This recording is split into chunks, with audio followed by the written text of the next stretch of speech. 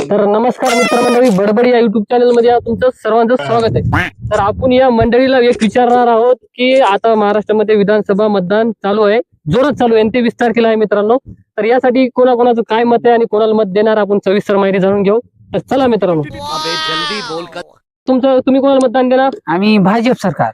भाजप सरकारला का तुम्ही मतदान देणार? त्यानं बरेच काम केलेत. राम मंदिर बनवलेलं आहे, पुन्हा आणि बरेच आणि काय काय आणखी खूप बनवलंय, मोदीने खूप केलंय, इंडियाच्या बाहेर पण खूप नाव गाजवलंय. तुम्ही कोणाला देणार? आपलं मतदान मशालला आहे. मशालला का तुम्ही?